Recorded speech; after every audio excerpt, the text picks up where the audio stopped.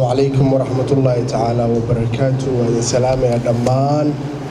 مرتشرف الماشى فريدة أنا وأنك القادي مدح أي فريدو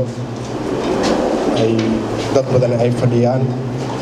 أعيد الله السلام عليكم ورحمة الله تعالى وبركاته بعد سلام كدب waxaa farxad ii ah inaan ka soo qayb galo maanta bandhigan halkaan ka socdo oo ku soo bandhigayo walaalkayga saaxiibkayga waxaan muddo dheer isnaqaanay asoo aqoontiisa ku kaabayo bulshada Soomaaliyeed asoo maskaxdiisa ka dhalaalinayo inuu maskaxdiisa soo ka dhalaan inuu soo bandhigo aqoontiisa oo dadka bulshada uu ku caawiyo asigoo oo tixraacayo asoo magaca rafaad caashaq iyo raaxa guud horta kaasa ugu badan iyo garaad kaabka horta qof walba meesha joogo waa aqoon-yahan marka waxaa la rabaa aqoontaada inaad bulshada ku kabto aqoontaada bulshada in lagu kabo qof oo waxaa jiro aan aqoontiisa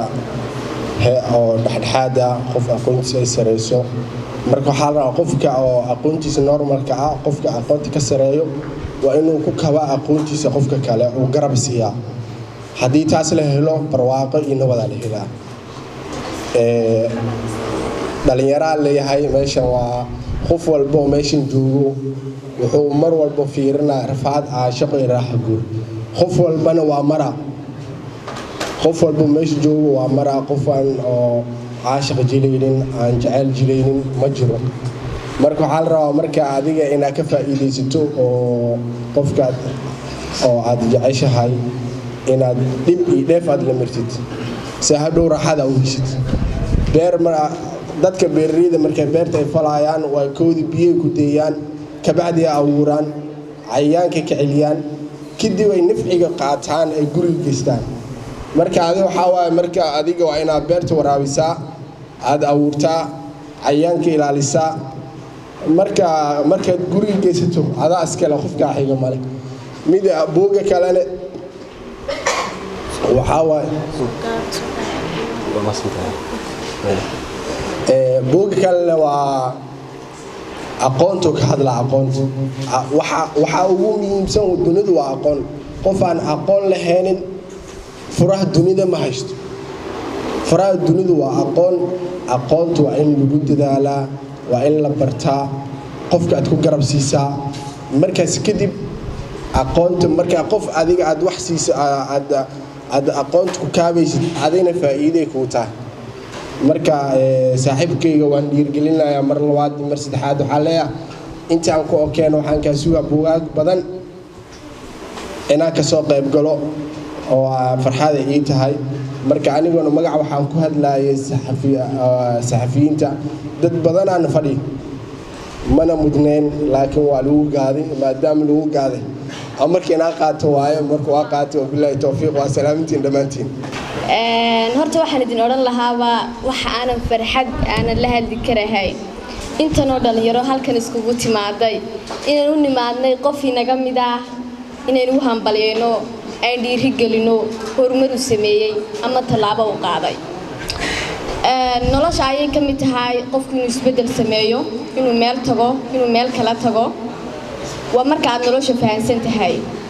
cabdirisaaq inaan maanta ugu hambalyeeno isagoo wiil dhalinyaro ah inuu 3 buug uu faa'iideeyay dhalinyartiisii bulshadiisu u faa'iideeyay wax uu reebay runtii waa wax lagu hambalyeeyo hambalyaadin idhaahnana waxa runtii aynu gudi karnaa abaalkiisa ma aha hadduu maanta adduunka ka tago tiisii noqoto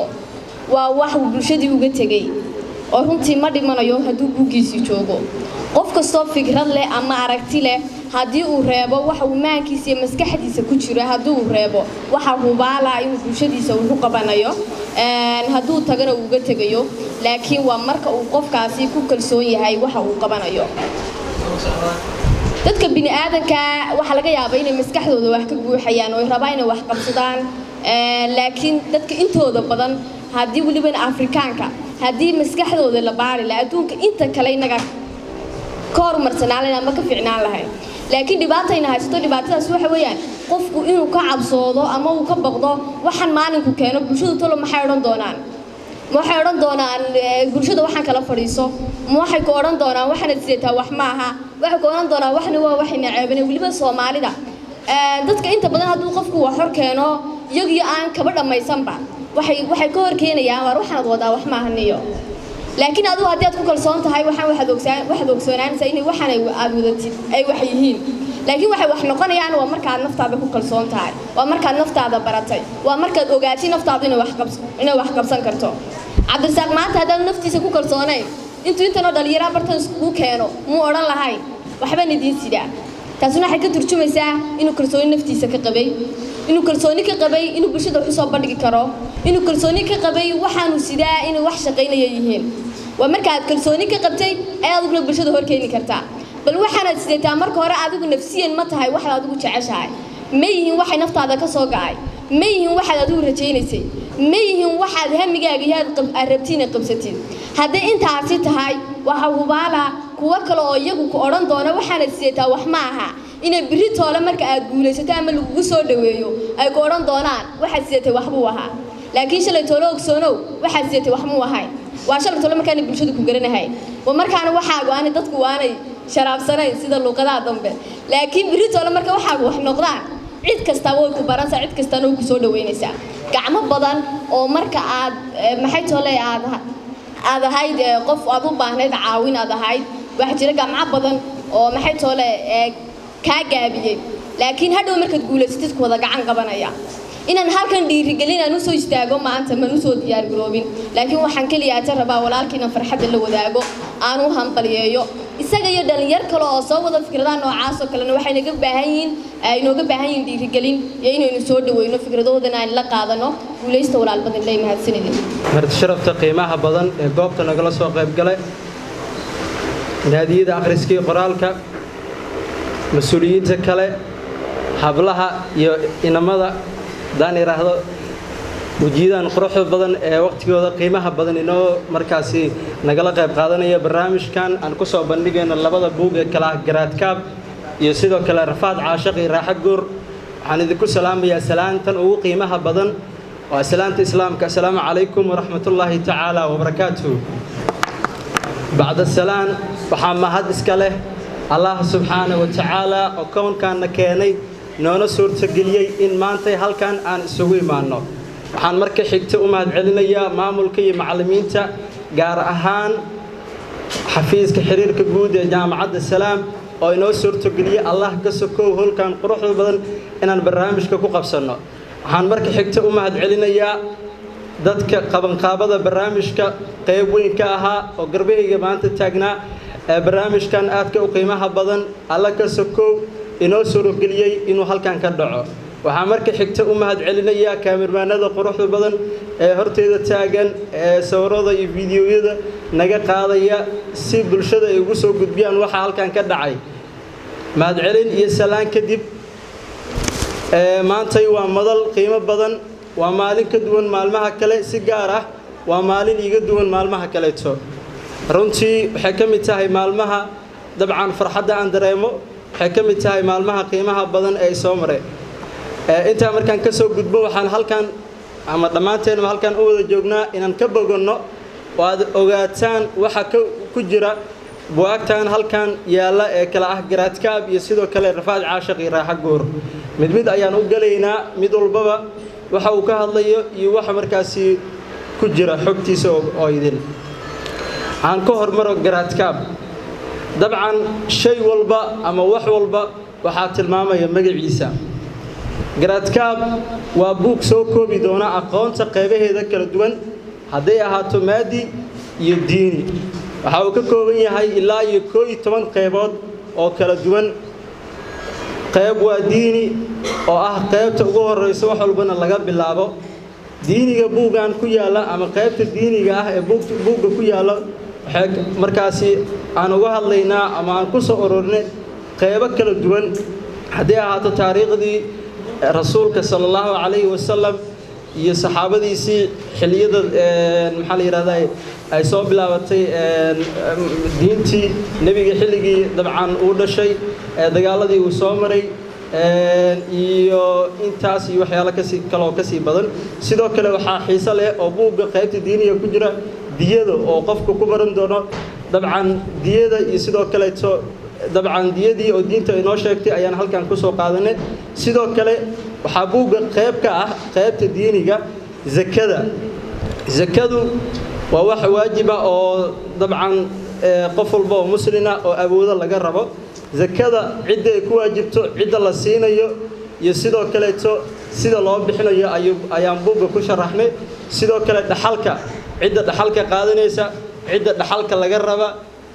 sida loo qaadanayo dhaxalka ama sida loo qaybsanayo